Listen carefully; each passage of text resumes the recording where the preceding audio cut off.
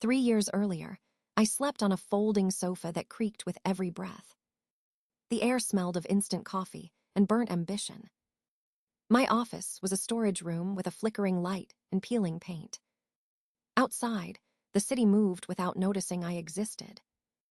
Inside, I built something from nothing but stubbornness and code. I called it Orion Tech, though it was just me and a dream then. 5 people joined, and everyone else laughed at the idea.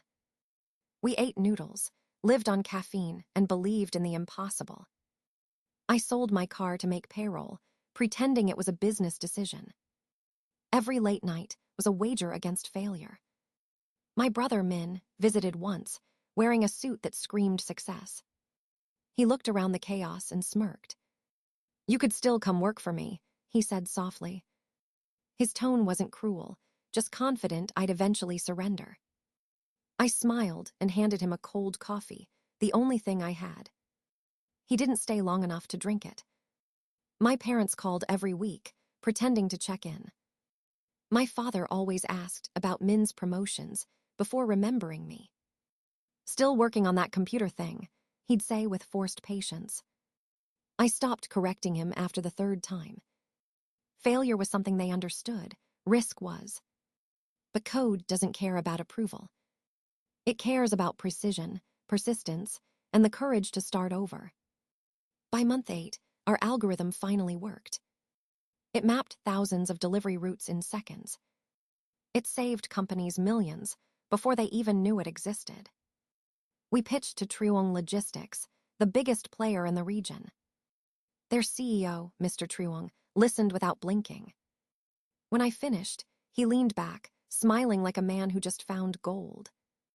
"You solved what my engineers couldn't fix in years," he said. 3 weeks later, he signed a $25 million contract. I cried that night in my office, quietly, where no one could see. It wasn't joy, it was relief. Relief that I wasn't crazy for believing in myself. The next morning, I gathered my team. We ate cheap pastries and toasted with plastic cups of soda. For a moment, everything felt possible. We moved into a bigger office, with windows and real desks. I bought another car, used but shining under the morning sun. When my father saw it, he nodded with reluctant approval. "Looks like your little project finally worked out," he said. I wanted to tell him it was never little. It was everything. But I only smiled, because winning quietly was sweeter. My brother didn't congratulate me. He just said, "That's impressive, Lin. You should meet my fiancée." And that's how I met In, daughter of Mr. Truong. Her handshake was soft, but her eyes were sharp. I should have known then that some partnerships are traps in disguise. But success makes you blind to warning signs. You think you've earned safety when, in truth, you've only earned attention. And attention can turn to envy faster than love can turn to hate. The string quartet played softly as I stared at the ocean beyond the glass doors. The sky was gold, the air too sweet to breathe. I stood still, holding a glass I didn't want. My reflection in the champagne shimmered like someone I barely knew. Across the hall, Min laughed with his new father-in-law. His voice carried that easy confidence I'd never mastered. When his eyes met mine, he looked away too quickly. That told me everything. A waiter appeared, hesitating before speaking. "Excuse me, Miss Lin, your table is ready." I followed him through rows of perfect tables, white orchids, crystal plates. Each one belonged to someone who mattered. Until we stopped by the kitchen door. The smell of detergent and roasted meat clung to the air. A small table waited, half hidden behind a folding screen. My name card sat beside a sign that read, "Restroom." For a second, I thought it was a joke. Then I saw In walking toward me, her gown trailing like smoke. "Lin," she said, her smile too wide, "you found your seat." "I think there's been a mistake," I replied, calm but cold. She tilted her head, eyes shining with satisfaction. "No mistake, just adjustments. You understand how these things go." Her words were sugar coated with venom. I felt the sting before I could breathe. Behind her, Min pretended not to notice. The band played louder, drowning out the silence in my chest. I sat down because standing would mean war. But war was already here. At the next table, I saw executives from Truong Logistics, men who had once called me a genius. They didn't see me now, hidden behind the screen. That was the point. I picked up my phone and scrolled to Trang's number. She answered on the first ring. Lin. Activate clause 4.3, I said quietly. She hesitated. That ends everything. Yes, I whispered, and let it end now. I hung up before she could argue. I lifted my glass and drank. The bubbles burned like fire, but it tasted like freedom. Across the room, I watched Mr. Truong's phone light up. He frowned, stepped away from the table, whispering into the receiver. Another call came, then another. Confusion spread across his face like ink in water. Min saw it too. He searched for me, panic flickering in his eyes. I raised my glass slightly, a silent toast. He froze. He finally understood. Later, he found me near the terrace. What did you do? He hissed. Just business, I said, staring at the waves. You ruined him. You ruined me. No, I said, turning to meet his gaze. I just reminded him who he underestimated. The wind carried his silence away. Behind us, laughter continued, unaware that the world had shifted. By morning, they would feel the collapse. And I would no longer be the forgotten sister at the wrong table. I would be the storm that ended the celebration. The morning after the wedding, the headlines hit like thunder. Truong Logistics faced a total system shutdown. Ports were frozen, containers unmoved, clients furious. Their operations relied on my software, and now it was gone. Clause 4.3 was more than fine print. It was a blade, and I had learned how to use it. Mr. Truong's calls came non-stop for 3 days. I didn't answer a single one. By the 4th day, the news called it a crisis. By the 5th, their stock dropped 14%. And by the end of the week, Orion Tech received 3 new offers. Competitors smelled opportunity and came running. I didn't smile. Not yet. Victory felt too raw, too quiet. The only thing louder than success was silence. 3 years later, I stood by a glass wall overlooking the city. The skyline glittered like a field of diamonds. Orion Tech had grown from a dream into an empire. 60 employees. 3 global contracts. A reputation built on precision and principle. My office was still simple, the same old coffee mug on my desk. I liked it that way. It reminded me who I was before the marble floors and private elevators. Rachel, my COO, entered with her tablet. They're ready for you, she said. We walked through the innovation wing, where data hummed like energy. Our newest system was set to launch across Asia. Do they know about Truong yet? I asked. She nodded. It's everywhere. They're calling it the biggest collapse in a decade. My phone buzzed again, another message from Min. I didn't open it. He had written every day for a month. At first, apologies. Then anger. Now desperation. I had nothing left to say. When I looked at my reflection in the glass, I barely recognized her. The girl who once begged for approval had vanished. In her place stood someone sharper, quieter, unbreakable. Rachel placed a report on my desk. 3 new clients, all direct competitors of Truong. I signed without hesitation. Business moves forward. Regret does not. An hour later, Min arrived unannounced, his face pale. You have to stop this, he said. Stop what? You've destroyed him. You've destroyed me. I leaned back calm. He destroyed himself when he forgot who made him powerful. His voice broke. It's family, Lin. I shook my head. No, family protects, family believes. You never did. He looked at me like he was seeing a stranger. Maybe he was. As he left, I turned back to the window. The city kept moving, unstoppable, alive. In the reflection, I saw both the woman I became and the girl I buried. Neither asked for forgiveness. Both knew the cost of freedom. And both would never sit quietly again. The invitation came on cream paper, embossed with my family's crest. A Sunday dinner, just like old times. I knew it wasn't nostalgia. It was strategy. When I arrived, the house looked exactly the same. Too perfect, too polished, too unreal. My mother greeted me with a smile that trembled at the edges. "Lynn, darling, you look so busy these days." Busy was her polite word for distant. My father waited in the living room, posture sharp as ever. Min sat nearby, avoiding my eyes. They had gathered for an intervention, disguised as affection. "Family should stand together," my father began. He spoke like a man delivering a sermon, not an apology. "Your brother is struggling. The Truong family is in trouble. You could help." There it was, the real reason. Not love, leverage. I stirred my coffee slowly, letting silence thicken the air. "I already helped," I said softly, "by building something that carries our name with pride." My father frowned. "That company wouldn't exist without our support." I laughed before I could stop myself.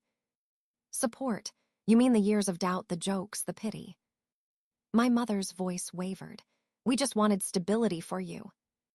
"No," I said. "You wanted me small enough to manage." I opened my briefcase and placed a folder on the table. "Here's a list of every time this family undermined me." 12 pages. Each line a scar I never let them see. Min shifted uncomfortably. "This is ridiculous." "Is it?" I asked. "You told a client my system was just Excel with lipstick." He looked down, shame creeping across his face. I stood, my voice steady. "Here are my terms if you want a relationship with me." My father's brows drew tight. "Terms?" "Yes. No one in this family will ever claim credit for Orion Tech. No business with Truong Logistics, ever. And I expect acknowledgement of how you treated me." The room froze. My mother's tears spilled, unpolished and real this time. My father's voice cracked with anger. "This is not how families work." "Exactly," I said. "That's why I built my own." Min finally spoke, voice low. "Savannah's father, Mr. Truong, might lose everything. She blames me." "Then maybe she finally understands consequences," I said. I gathered my things, the weight of years lifting with every breath. "You can call me when you're ready to see me as an equal." My father stood, voice trembling. "You can't walk away from blood." I met his eyes, calm and unshaken. "I'm not walking away from family. I'm walking toward self-respect." The door closed softly behind me. Outside, the air felt lighter than it ever had inside. For the first time, the silence that followed wasn't cold. It was freedom disguised as peace. 6 months passed like a single exhale. The chaos settled into something stronger, steadier, sharper. Orion Tech expanded into 3 new countries. Our systems powered fleets across continents, invisible but unstoppable. Every morning, sunlight poured through the glass walls of my new office. The view wasn't just beautiful, it was proof. I had built this from scraps, from nights no one believed in me. Now, investors called me visionary. The same people who once called me naive. Rachel entered with her tablet, smiling for once. "Singapore just confirmed the 3-year contract," she said. I nodded, letting the weight of that sentence settle. 3 years ago, I begged for rent extensions. Now I negotiated in millions. Progress has a strange silence to it. It doesn't shout, it hums beneath your skin. Later that afternoon, I met the delegation from Singapore. Their leader, Mr. Durand, shook my hand firmly. "Your logistics system changed our entire structure," he said. Hearing it felt like breathing for the first time in years. After the meeting, I found Nam waiting by the window. He leaned casually against the frame, his eyes warm. "How did it go?" he asked, already knowing the answer. "Perfect," I said. "Signed, sealed, done." He smiled. "Then it's time." "Time for what?" I asked. He reached into his pocket and pulled out a small velvet box. Inside, an emerald ring shimmered softly in the light. "Lynn," he said, voice quiet but sure, "will you marry me?" For a heartbeat, I forgot how to breathe. The woman who once slept beside servers and invoices stood frozen. Not from fear, but from disbelief that life could be gentle again. "Yes," I whispered, the word trembling between us. He slid the ring onto my finger, and something inside me clicked into place.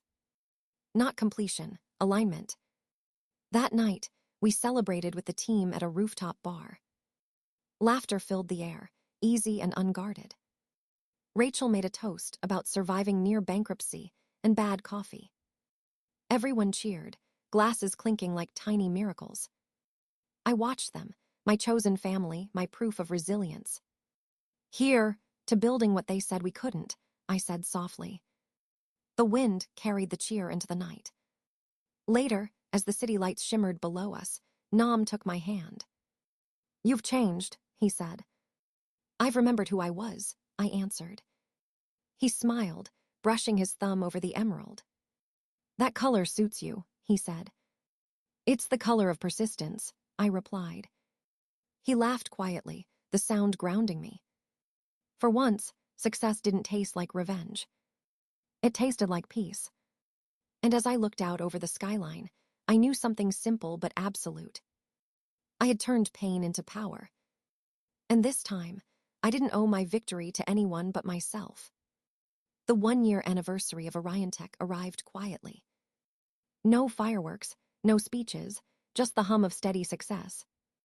I spent the morning reviewing photos for our celebration. Each image told a story of survival disguised as progress. The old whiteboard, still stained with coffee and hope. The first office, the one without windows or air conditioning. The night we stayed awake until sunrise, chasing a broken line of code. Every pixel was proof that persistence had a heartbeat. Rachel knocked on my door, her voice soft. "Your mother's online," she said. I froze, then nodded. The calls had become a monthly ritual, cautious but sincere. When her face appeared on screen, I saw something new. Not judgment, not pride pretending to be love. Something quieter, acceptance trying to learn its way. "I read about your mentorship program," she said. "It's remarkable what you're doing for those young women." Her voice trembled on the word remarkable. I smiled faintly. They deserve a chance I had to fight for. We spoke for 20 minutes about small things that used to feel impossible. Her garden, my office, the weather. Every sentence was a bridge built on what we almost lost. When the call ended, I sat in silence. Peace isn't loud. It arrives like a sigh you didn't know you were holding. That evening, the entire team gathered in the dining hall. Laughter spilled through the room like light through glass. Rachel retold the story of our first server crash. Nam raised his glass, eyes shining with quiet pride. I looked around at the faces that had carried my vision through every storm. These people were my foundation, my proof that family can be chosen. I lifted my glass, the room falling into an expectant hush. "To chosen family," I said. "To the ones who believed before the world did." The sound of applause felt like the echo of forgiveness. Later, Nam and I stepped out onto the terrace. The city below shimmered like circuitry come to life. "Still pushing freight through data," he teased. "Always," I said, smiling, "but now it moves on my terms." He wrapped an arm around my shoulders, warmth cutting through the cool air. We stood there in silence, watching the world we'd built reflect the stars. For the first time, I wasn't thinking about winning or proving anything. I was thinking about belonging. Not the kind you inherit, but the kind you earn. Inside, the team's laughter carried through the open doors. I thought of the girl who once sat by the restroom at her brother's wedding. She would have never believed this moment was possible. But she kept standing, she kept building, she kept believing. Now, the world finally saw her the way she always saw herself. Not as an afterthought, but as the architect of her own freedom. And as the city lights flickered below, I whispered to the wind, "This is home." Morning light spilled across my desk, soft and golden. The skyline of the city shimmered like a promise kept. I traced the edge of my ring, feeling its quiet weight. Everything I had lost led me exactly here. The noise, the doubt, the betrayal all turned into fuel. My name, once dismissed, now stood on every contract I signed. Orion Tech wasn't just a company anymore. It was a declaration carved in code and courage. Some people called it revenge, but it was never about them. It was about remembering who I was before they told me to shrink. Outside, trucks moved, ships sailed, data flowed. The world didn't know my story, but it ran on my design. I smiled, not in triumph but in peace. The girl they tried to seat beside the restroom built her own empire. She no longer waited for a place at someone else's table. She built her own and filled every seat with belief. And as the day began again, I whispered to myself, not every ending is loud. Some are simply free.